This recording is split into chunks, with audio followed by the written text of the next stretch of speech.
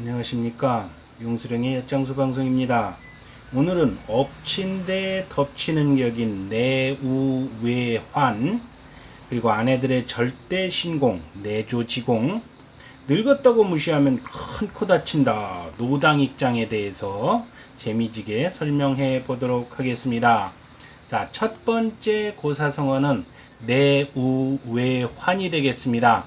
안내자, 근심할 우자, 바깥 외자, 근심 환자로 구성되어 있습니다. 안의 근심과 밖의 재난이라는 뜻으로 18사략에 기록되어 있는 내용이기도 합니다. 자, 송나라에 환원이라는 대부가 있었답니다. 그는 지성을 다해 진과 초를 설득하여 기원전 579년에 송나라의 서문 밖에서 양국의 대표자가 맹약을 조인케 하였습니다. 그 맹약의 주된 내용은 서로 침범하지 않을 것을 기본 골격으로 하고 환란이 있을 때엔 서로 도우며 복종하지 않은 나라가 있을 때에는 두 나라가 연합하여 공벌한다는 내용이었습니다. 이것은 남북을 대표하는 두 나라가 평화를 유지함으로써 천하의 소란을 가라앉히려는 목적이 있었다 할 것입니다. 그러나 맹약이 깨어진 것은 3년이 지나서였습니다. 초나라가 정나라를 침략함으로써 맹약은 깨어지고 이듬해인 575년에는 진의 영공과 초의 공황 사이에 충돌이 일어나 얼릉이라는 곳에서 대치하게 됩니다. 이 싸움에서 초나라의 공황은 눈에 화살을 맞고 패주하여 초나라의 기세가 크게 꺾이는 비운을 맞이합니다.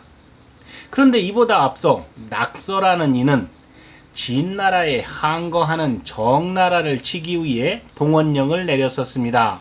이때 초나라와 싸울 것을 주장하자 법문자가 반대하게 됩니다. 제후로 있는 자가 반란하면 이를 토벌하여야 함이 마땅한 것이지 그를 돕게 되면 나라가 혼란해진 것이요 라고 낙서가 말합니다.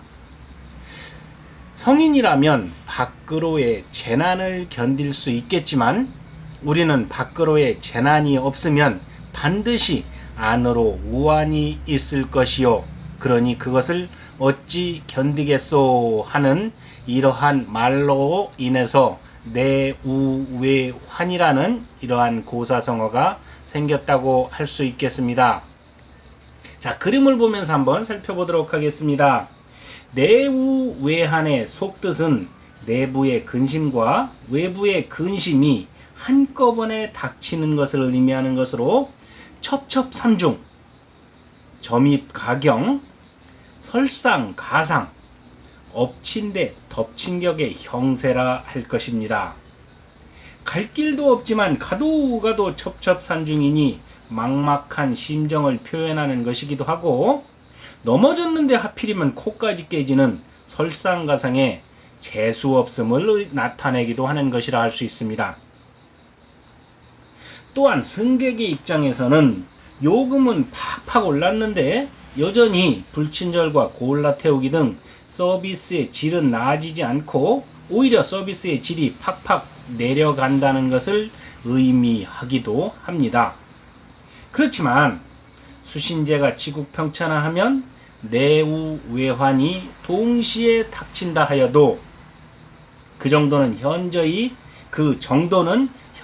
낮아질 것이며 대응성 또한 높아져서 예방이 수월해질 것이고 피해 또한 지극히 낮은 정도에 머물 것이라는 예상이 가능해진다 할 것입니다.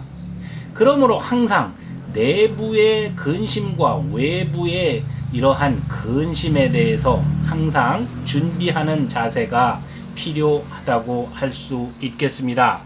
자, 두 번째는 내조지공이 되겠습니다. 자, 안내자와 도울조자 그리고 갈지자와 공자로 구성되어 있습니다. 아내가 가정에서 남편이 바깥일을 잘 할 수 있도록 돕는다는 뜻으로서 삼국지에 기록되어 있는 내용이기도 합니다. 자, 유래를 한번 살펴보도록 하겠습니다.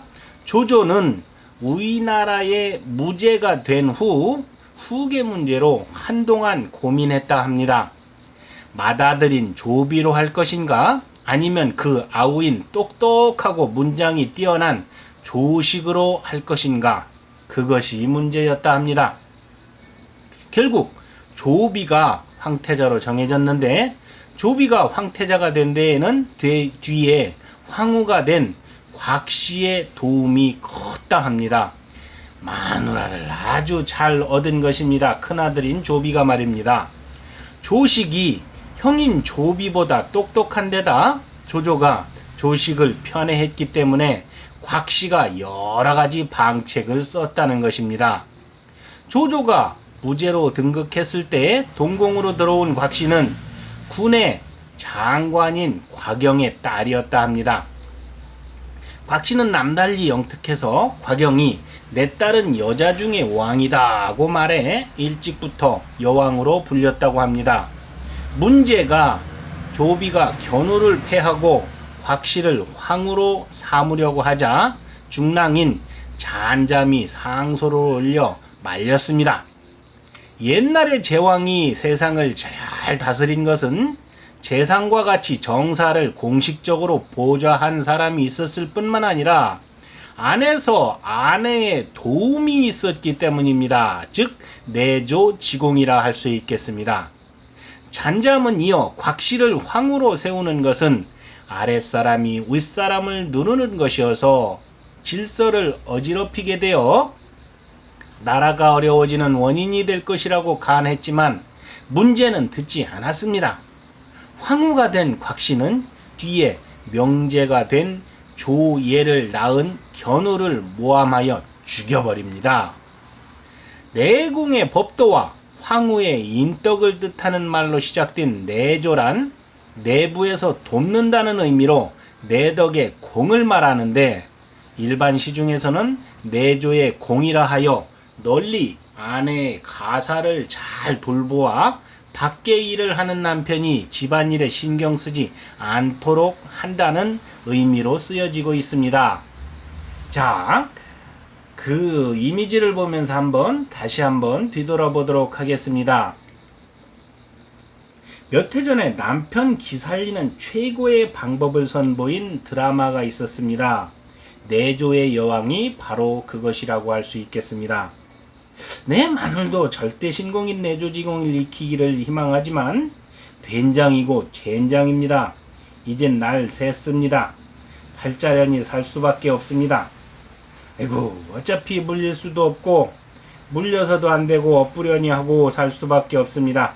결혼할 때 물을 한 모금, 아니 한 방울도 안 묻히게 한다고는 안 했지만 나름 엄청나게 많은 고생을 시켰으니 내 스스로 업보를 쌓은 것이고 내 스스로 저지른 일이니 업보가 맞기도 하거니와 이제와 탓한들 무엇하겠습니까? 그러면서도 수시로 안 돼 보이고 아주 가끔은 이뻐 보이기도 하니 저도 참 팔불출이 분명합니다. 어쨌든 이제와 생각하니 외조지경의 최고는 나 죽었소 하고 또는 무조건 잘못했소 하고 비는 것이 만수무강에 도움이 될 것도 같고, 얻어맞지 않으려면 도망 잘 치는 법이라도 배워야 되려나? 에고 무시라. 애처가가 경처가가 되는 것은 순식간임을 이제서 깨달았으니 나의 무지와 무심함을 탓할 수밖에 없습니다. 어쨌든 이 방송을 볼 수도 있으니 허걱 사랑합니다. 자, 이번에는 세 번째 고사성어인 노당익장에 대해서 살펴보도록 하겠습니다. 노당익장은 가운데 당자가 줄어들은 노익장으로 이렇게 짧게 말할 수 있습니다. 자, 늙을 노자, 마땅할 당자, 더할 익자, 장할 장자로 구성되어 있으며 나이를 먹을수록 기력이 더욱 좋아진다는 의미로서 후한서에 기록되어 있는 내용이기도 합니다. 서한 말년 부풍군의 마원이라는 장수가 있었습니다. 어려서부터 큰 뜻을 품고 글을 배우고 예절을 익혔으며 무예에도 정통하여 그의 형은 그를 대기만성형이라고 말했습니다. 그러나 불행히도 그의 형이 젊은 나이에 죽자 마원이 상례를 정중히 모셔 치른 후 예를 다하여 형수를 받들었다 합니다. 그 뒤에 마원이 부풍군 도구관이란 벼슬을 하고 있을 때도 명을 받들어 많은 쥐수들을 어느 곳으로 압송하게 되었습니다. 그러나 도중에 죄수들이 고통을 못 이겨 애통하게 부르짖는 것을 보고는 동정심이 우러난 나머지 모두 풀어주어 각기 제 살 길을 찾아가도록 하고 자신은 북방으로 달아나고 말았습니다. 마원은 북방으로 가서 소, 말, 양 등을 놓아 먹이면서 지냈습니다. 부지런하고 수완이 좋은 그는 수년간 정성껏 가축을 길러 수천 대의 축산으로 늘어났습니다. 그래서 생활이 윤택해지고 많은 돈을 벌게 되자 가까운 친구나 이웃 사람들에게 돈을 나누어 주었고 자기는 오히려 떨어진 양 가죽옷을 걸치고 소박한 식사를 하는 등 극히 근면한 생활을 하였다 합니다. 그 후 마원은 광무제 때 대장수가 되어 혁혁한 전공을 세웠습니다. 마원이 항상 입버릇처럼 중얼거린 말이 있었답니다. 무릇 대장부가 뜻을 품었으면 어려울수록 굳세어야 하며 늙을수록 건장해야 한다라는 말이었습니다. 자, 그림을 보면서 한번 다시 살펴보도록 하겠습니다. 삼국지에서 노익장의 대명사는 황충과 엄한입니다. 첫 번째 그림이 바로 황충의 이미지입니다. 두 번째는 황충의 부하로 활약한 엄한이기도 합니다. 촉한에 5 호랑이 장군이 있었답니다. 5호 대장군이라 합니다. 호랑이 호자를 써서 5 5명의 호랑이와 같이 아주 훌륭하고 용감한 맹장을 가리킨다 할 수 있겠습니다. 즉 5호 대장군은 전장군인 앞전자를 써서 전장군인 관우, 왼좌를 써서 좌장군인 마초, 오른 우자에 우장군인 장비, 그리고 뒤후자를 써서 후장군인 황충, 그리고 호위 장군인 조자룡이 이렇게 5호 대장군이라 할 수 있습니다. 촉한을 버티고 유비를 도와준 아주 용감한 5명의 대장군이라고 할 수 있겠습니다. 관우와 마초, 장비, 황충을 사방장군이라 하였고 상산 조자룡까지 5호 대장군이라 이렇게 칭하였다 합니다. 대단한 맹장들이라고 이렇게 알려져 있습니다. 그리고 가운데에 대단한 노익장을 과시하는 할아버지가 있습니다. 과학기술과 의료기술의 발전으로 인간의 수명은 100세 시대를 넘도록 이렇게 맞이하고 있습니다. 하지만 수명의 연장이 중요한 것이 아니라 얼마만큼 건강하게 삶을 살아가느냐, 즉 삶의 질이 문제라 할 것입니다. 노익장이라는 고사성어에 걸맞게 아프지 말고 건강하게 살아가는 것도 제대로 된 노익장을 과시하는 것이 아닐까 합니다.